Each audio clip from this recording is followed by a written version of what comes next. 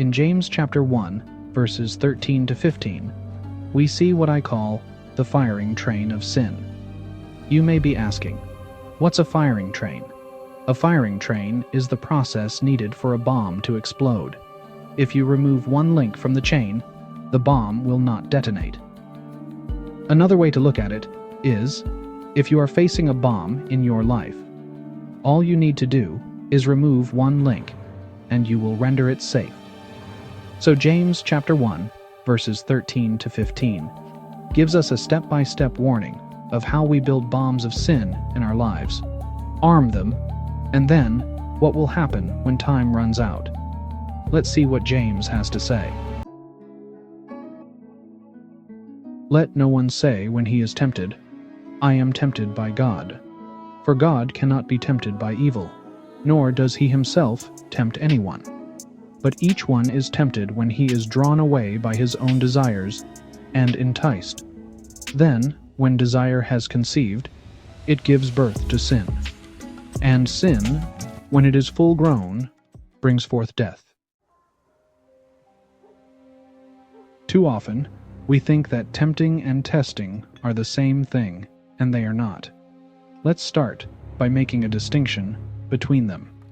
In the Bible, testing is often visualized as a precious metal going through a refining fire.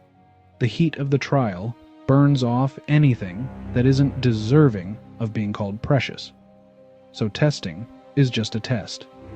Testing is not there to destroy or harm you. It's there to refine you, to make you better, to make you stronger. It's the process of determining the strength of your faith, not your flesh. The bottom line is, a godly test shows you where you stand. It's not for God, because he already knows. Tempting is different. A temptation tries to pull you away from God. Bottom line, testing draws you closer to God, showing you where you stand. Tempting tries to pull you from under the protective wing of God. It's God who shields us from the detonations in life. When it comes to bombs detonating, 3 things will keep you safe. 1 is time, 2 is distance, and 3 is shielding, or putting something between you and the detonation. God's Word provides all 3. With that cleared up, let's jump into our text. When James says that everyone is tempted when he is drawn away, we see our example playing out.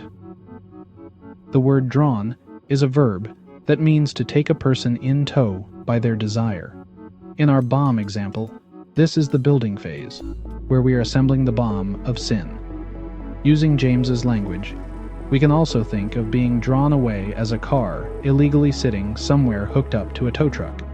You can get away with your car being in a fire lane while you sit inside.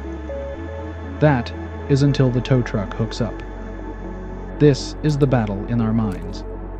This is why 2 Corinthians 10, verses 5 to 6 says, casting down arguments and every high thing that exalts itself against the knowledge of God, bringing every thought into captivity to the obedience of Christ, and being ready to punish all disobedience when your obedience is fulfilled. The tow truck is our own sinful desires. The word desires means a great desire, craving or longing for something. The description of how we are drawn away by our desires is found in the word enticed. The word for enticed is a verb, so we have action, and it means to lure from a place of safety. It's a hunting and fishing term that means to bait or lure your prey from a place of safety, so it can be snared or hooked. Once we have been enticed and come out from under the will of God to grab some shiny lie we desire, we bite.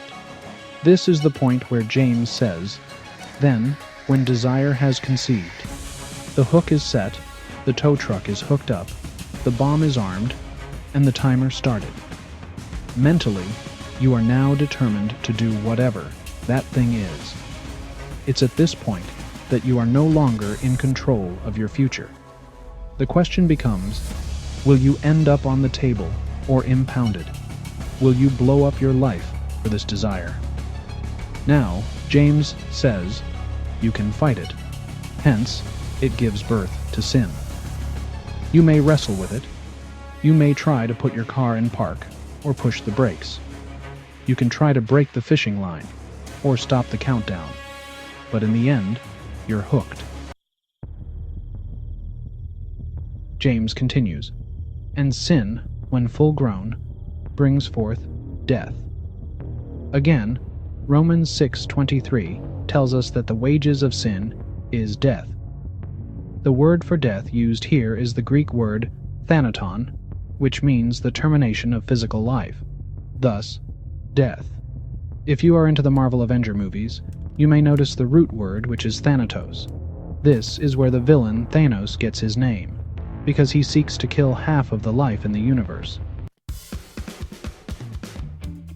So, we need to understand when we are flirting with sin, or playing with evil in our minds. We aren't playing with it. We aren't controlling it. God has explicitly told us to avoid it, or we will end up hooked. When the bomb of sin detonates in our lives, we shouldn't blame God. We should run to Jesus, so he can shield us from the shockwave and fragments that will kill us. Thank you for watching. For full messages on this and other topics, please follow us at the Canton Covenant group channel. Thank you, and have a blessed week.